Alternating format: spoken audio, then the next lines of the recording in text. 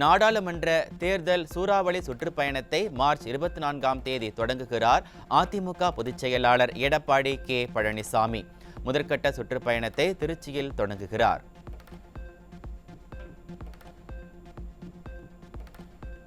March 24ஆம் தேதி தொடங்கி 31ஆம் தேதி வரை கழக பொதுச் செயலாளர் சூறாவளி சுற்றுப்பயணம். தூத்துக்குடி, திருநெல்வேலி என 7 நாட்கள் அனல் பறக்கும் பிரச்சாரத்தை மேற்கொள்கிறார்.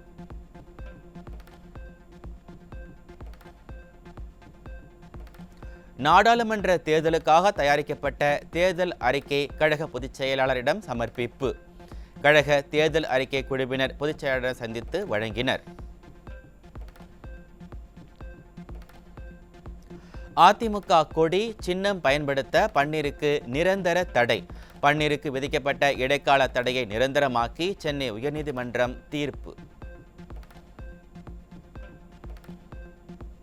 திமுக, காங்கிரஸ், பாஜக உள்ளிட்ட கட்சிகளைச் சேர்ந்த வழக்கறிஞர்கள், சட்டக்கல்லூரி மாணவ மாணவிகள் 500க்கும் மேற்பட்டோர் அதிமுகவில் இணைந்தனர்.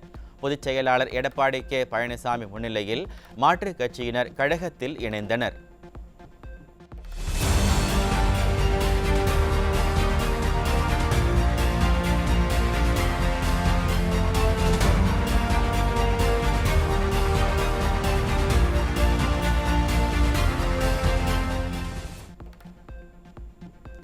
இந்திய தேர்தல் ஆணையம் மற்றும் தமிழக தேர்தல் அதிகாரியிடம் அதிமுக முன்னாள் அமைச்சர் ஜெயக்குமார் சார்பில் புகார் மனு. அதிமுக குறித்து அவதூறு செய்திகளை வெளியிடும் தினமலர் நாளிதழ் குறித்து புகார்.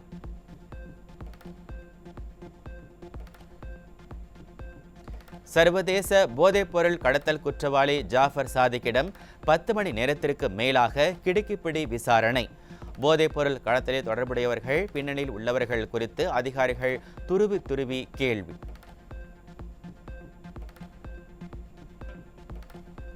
சர்வதேச போதைப்பொருள் கடத்தல் குற்றவாளி ஜாஃபர் சாதிக் உறவினரிடம் என்சிபி அதிகாரிகள் விசாரணை. சென்னை அயப்பாக்கத்தில் உள்ள மத்திய போதைப்பொருள் தடுப்பு பிரிவு அலுவலகத்தில் வைத்து விசாரணை. ஜாஃபர் சாதிக்கிற்கு சொந்தமான 2 சொகுசு கார்கள் பறிமுதல். மத்திய போதைப்பொருள் தடுப்பு பிரிவு அதிகாரிகள் நடவடிக்கை.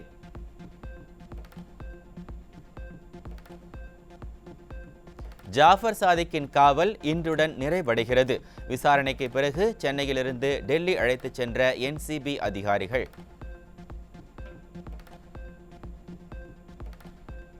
ஜாஃபர் சாதிக்கிடம் நடைபெறும் கிடுக்குப்பிடி விசாரணையால் பீதியில் முக்கிய புள்ளிகள். ஜாஃபர் சாதிக் உடன் தொடர்பில் இருந்தவர்கள், புகைப்படத்தில் இருந்தவர்கள் குறித்த விசாரணையால் பதற்றம். பொன்முடிக்கு பதவி பிரமாணம் செய்து வைக்க முடியாது என தமிழக ஆளுநர் முதலமைச்சர் ஸ்டாலினுக்கு எழுதிய கடிதம் வெளியானது. உச்சநீதிமன்றம் தண்டனையை தான் நிறுத்தி வைத்துள்ளது, குற்றவாளி இல்லை என்று தீர்ப்பு வழங்கவில்லை என கடிதத்தில் ஆளுநர் பதில். சட்டவிரோத பண பரிமாற்ற தடை சட்ட வழக்கில் கைதான செந்தில் பாலாஜியின் நீதிமன்ற காவல் 27வது முறையாக நீட்டிப்பு. வரும் 21ஆம் தேதி வரை நீட்டித்து சென்னை மாவட்ட முதன்மை அமர்வு நீதிமன்றம் உத்தரவு. திமுக அமைச்சர் ஐ பெரியசாமி மீதான சொத்து குவிப்பு வழக்கு விசாரணைக்கு தடை விதிக்க உச்சநீதிமன்றம் மறுப்பு. 2024ஆம் ஆண்டு தேர்தல் செலவு தொகை விபரத்தை வெளியிட்டார் தமிழக தலைமை தேர்தல் அதிகாரி. நாடாளுமன்ற தொகுதிக்கு 95 லட்சம் ரூபாயும், சட்டமன்ற தொகுதிக்கு 40 லட்சம் ரூபாயும் வேட்பாளர் செலவு செய்ய அனுமதி. தமிழகத்தில் நேற்று ஒரே நாள் சோதனையில் 3,50,00,000 ரூபாய் மதிப்பிலான பணம், மதுபானம் மற்றும் போதைப் பொருட்கள் உள்ளிட்டவை பறிமுதல். தமிழக தலைமை தேர்தல் அதிகாரி சத்யபிரதா சாஹூ தகவல். தேர்தல் நடத்தை விதிகள் அமலில் இருக்கும் போதும் தூத்துக்குடி மாவட்ட எல்லையில் வாகன சோதனையில் ஈடுபடாத போலீசார். கனிமொழிக்காக மாவட்ட எல்லைகளில் சோதனைகள் தளர்த்தப்பட்டிருப்பதால் தேர்தல் பணப்பட்டுவாடாவுக்கு காவல்துறையும் உதவுகிறதா என சந்தேகம். திருநெல்வேலியில் தேர்தல் தொடர்பாக நடைபெற்ற அனைத்து கட்சி கூட்டத்தில் அதிமுகவினர் சரமாரி கேள்விகளுக்கு பதிலளிக்க முடியாமல் கூட்டத்தை பாதியில் நிறுத்திய மாவட்ட ஆட்சியர் செயலால் சலசலப்பு. தேர்தல் நடத்தை விதிகள் அமலுக்கு வந்து 3 நாட்களான நிலையில் கும்பகோணத்தில் திமுகவினர் சோர் விளம்பரங்களை அழிக்காத தேர்தல் அதிகாரிகள். தேர்தல் நடத்தை விதிகள் திமுகவினருக்கு மட்டும் பொருந்தாதா என பொதுமக்கள் கேள்வி.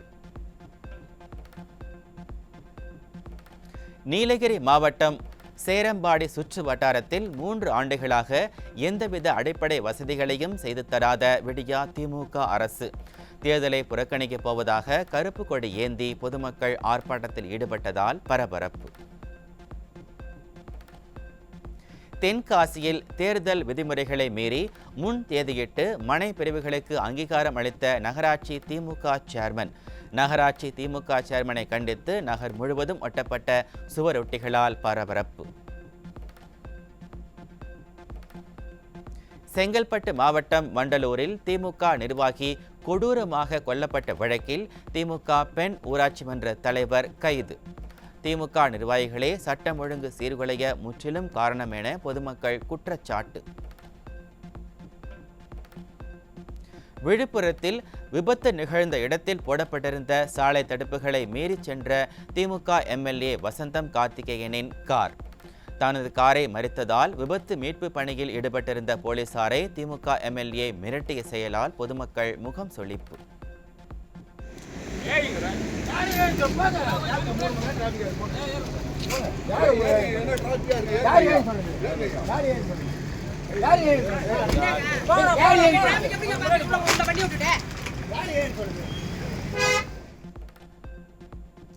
அகவிலைப்படி வழங்காத விடியா அரசை கண்டித்து சேலத்தில் ஓய்வு பெற்ற போக்குவரத்து தொழிலாளர்கள் போராட்டம்.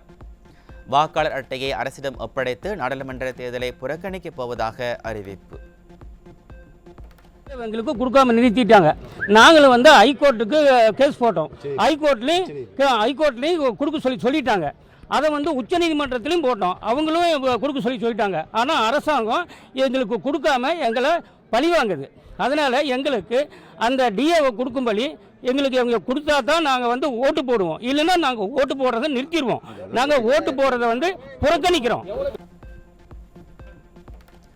சென்னையின் பல்வேறு இடங்களில் 4 நாட்களுக்கு ஒரு முறை மட்டுமே குடிநீர் விநியோகிக்கப்படுவதால் மக்கள் அவதி. மழைநீரை சேகரிக்க நடவடிக்கை எடுக்காத பொம்மை முதலமைச்சரால் குடிநீருக்கு தட்டுப்பாடு நிலவுவதாக மக்கள் குற்றச்சாட்டு. சென்னை மாநகரில் தரமின்றி விற்பனை செய்யப்படும் குடிநீர் பாட்டில்கள் கால்சியம் குளோரைடு உள்ளிட்டவை குறைவான அளவில் இருப்பது ஆய்வில் கண்டுபிடிப்பு. தாம்பரம் பகுதி ரேஷன் கடைகளில் விரைவில் காலாவதியாகும் பாமாயில் விற்பனை. ஏழை மக்களின் உயிரோடு விளையாடும் விடியா அரசு நடவடிக்கையால் அச்சம்.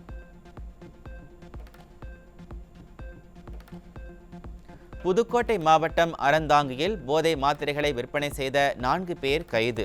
பெங்களூருவிலிருந்து போதை மாத்திரைகளை வாங்கி வந்து விற்றது அம்பலம். பொள்ளாச்சி அருகே அதிமுக ஊராட்சி மன்ற துணைத் தலைவரின் கணவரை தாக்கிய போதை இளைஞர்கள். விடியா திமுக ஆட்சியில் போதைப் பொருட்கள் அதிக அளவில் புழக்கத்தில் இருப்பதாக பொதுமக்கள் குற்றச்சாட்டு. வாணியம்பாடியில் நீதிபதி வீட்டிற்கு ஆஜர்படுத்த அழைத்துச் செல்லப்பட்ட குற்றவாளி தப்பி ஓட்டம். விடியா அரசின் காவலர்களை தள்ளிவிட்டு தப்பி ஓடிய குற்றவாளிக்கு வலைவீச்சு. திருவள்ளூர் மாவட்டம் திருத்தணியில் போலீசாரையே கொலை செய்து விடுவேன் என கத்தியை காட்டி மிரட்டிய கஞ்சா போதை இளைஞர். போதை தலைவிரித்தாடும் விடியா திமுக ஆட்சியில் போலீசாருக்கு பாதுகாப்பு இல்லாத சூழல் இருப்பதாக பொதுமக்கள் விமர்சனம். திருவாரூர் அருகே மது போதையில் 2 மகள்களுக்கு பாலியல் தொல்லை கொடுத்த கொடூர தந்தை கைது. விடியா திமுக ஆட்சியில் மது போதையால் தமிழ்நாடு சீரழியும் அவலம். விருதுநகர் மாவட்டம் மேலகோபாலபுரம் ஊராட்சியில் மர்ம காய்ச்சலுக்கு 8 வயது சிறுமி உயிரிழந்த சோகம். சுகாதாரத்துறை முன்னெச்சரிக்கை நடவடிக்கைகளை மேற்கொள்ளவில்லை என மக்கள் குற்றச்சாட்டு. நாங்கள் தொடர்ந்து பலமுறை இந்த ஊராட்சியில் சுகாதாரக்கேடு இருக்கிறதையும், அது மட்டும் இல்லை இங்கே வார்கால் பகுதி அல்றதில்ல, ப்ளீச்சிங் பவுடர் போடுறதில்ல, டேங்கில் உள்ள தண்ணிகளை சுத்தப்படுத்துறதில்ல, இப்படிப்பட்ட நிலையிலெல்லாம் நாங்கள் சுகாதாரத்துலையும் சொல்லியிருந்தோம், இங்கே இருக்கிற ஊராட்சி மன்றத்திலையும் சொல்லியிருந்தோம். எந்த வித நடவடிக்கை எடுக்காத காரணம் இன்றைக்கி ஊர் உள்ள ஒரு சின்ன 8 வயசு குழந்தை இன்னைக்கு பலியாகியிருக்கிறாங்க. காட்டுமன்னார்கோவில் அருகே மது பிரியர்களிடம் அடாவடியாக பணம் கேட்கும் டாஸ்மாக் ஊழியர்கள். விடியா திமுக ஆட்சியில் கூடுதல் பணம் கேட்டு டாஸ்மாக் ஊழியர்கள் அராஜகம். நான் 500 ரூபா கொடுத்தேன். 500 ரூபா கொடுத்தேன். 6 12 எவ்வளோ இருக்கு? பாட்டிலுக்கு 5 ரூபா யார் சார் வசூல் பண்ண சொன்னா? லோடு வசூல் பண்ணுறதுக்கு லோடு வசூல் பண்ண கவர்மெண்ட் கொடுக்கலையா சார்? உங்களை யார் சார் தர சொல்கிறேன்? உதகையில் ஆவின் பால் பாக்கெட்டில் புழுக்கள் இருந்ததால் டீ கடைக்காரர் அதிர்ச்சி.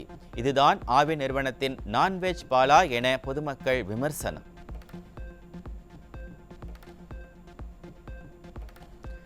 தர கட்டுப்பாட்டு அதிகாரிகளின் அலட்சியத்தால் ஆவின் பாலில் புழு இருந்த விவகாரம். குழந்தைகள் அருந்தும் பாலின் தரத்தில் அலட்சியம் காட்டும் ஆவின் நிர்வாகத்திற்கு தமிழ்நாடு பால் முகவர்கள் தொழிலாளர்கள் நலச்சங்கம் கடும் கண்டனம்.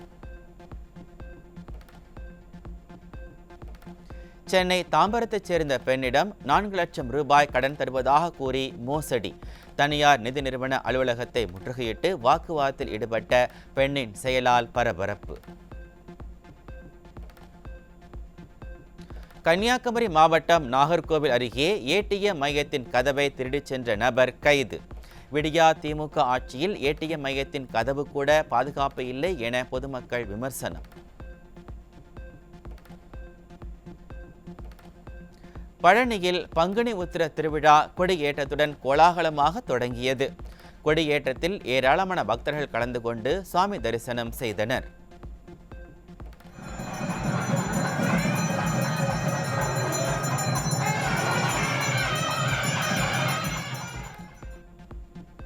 குஜராத், உத்தரப்பிரதேசம், பீகார் உள்ளிட்ட 6 மாநில உள்துறை செயலாளர்களை மாற்ற இந்திய தலைமை தேர்தல் ஆணையம் உத்தரவு. மேற்கு வங்க மாநிலத்தின் டிஜிபியை மாற்றவும் ஆணை. தேர்தல் பத்திர வழக்கில் எஸ்பிஐயின் நடவடிக்கையில் திருப்தி இல்லை என உச்சநீதிமன்றம் அதிருப்தி. நீதிமன்ற தீர்ப்பை நடைமுறைப்படுத்துவதில் எஸ்பிஐக்கு தயக்கம் ஏன் என நீதிபதிகள் சரமாரி கேள்வி. தேர்தல் பத்திரங்கள் தொடர்பான முழு விவரங்களை வெளியிடாதது ஏன் என உச்சநீதிமன்றம் கேள்வி. தேர்தல் பத்திரங்களின் முழு விவரங்களையும் எஸ்பிஐ வெளியிட்டே ஆக வேண்டும் என உத்தரவு.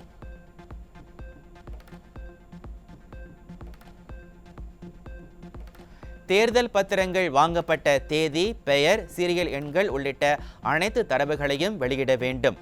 தேர்தல் பத்திரம் தொடர்பாக எந்த தகவலையும் எஸ்பிஐ தன்னிடம் வைத்துக் கொள்ளக்கூடாது என உச்சநீதிமன்றம் காட்டம். வரும் 21ஆம் தேதி மாலை 5 மணிக்குள் தேர்தல் பத்திர தரவுகளை தேர்தல் ஆணையத்திடம் வழங்கி பிரமாண பத்திரம் தாக்கல் செய்ய வேண்டும். எஸ்பிஐக்கு உச்சநீதிமன்றம் உத்தரவு.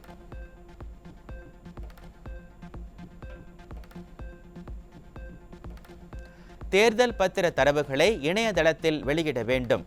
தேர்தல் ஆணையத்திற்கு உச்சநீதிமன்றம் உத்தரவு. டெல்லி குடிநீர் வாரிய ஒப்பந்த ஊழல் வழக்கில் அமலாக்கத்துறையின் சம்மனை புறக்கணித்தார் அரவிந்த் கெஜ்ரிவால். அமலாக்கத்துறையின் சம்மன்கள் சட்டவிரோதமானவை என ஆம் ஆத்மி கட்சி சாடல். இஎஸ்ஐ பணம் முறைகேடு வழக்கில் நடிகை ஜெயபிரதாவுக்கு விதிக்கப்பட்ட சிறை தண்டனை நிறுத்தி வைப்பு. மேல்முறையீட்டு மனு விசாரித்து முடிக்கப்படும் வரை இடைக்கால ஜாமீன் வழங்கி உச்சநீதிமன்றம் உத்தரவு.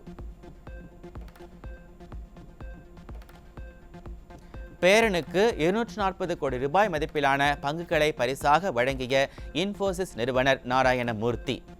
இன்ஃபோசிஸ் நிறுவனத்தில் நாராயணமூர்த்தியின் பங்கு 0.36 என்ற அளவில் குறைந்தது.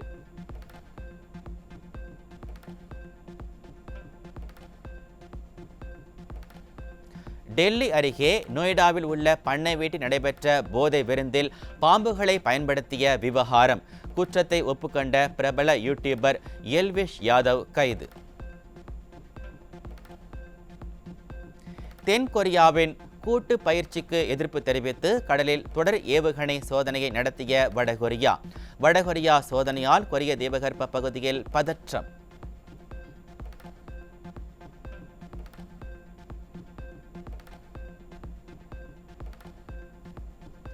IPL தொடரில் சென்னை பெங்களூரு அணிகள் மோதும் முதல் போட்டிக்கான டிக்கெட் விற்பனை தொடக்கம்.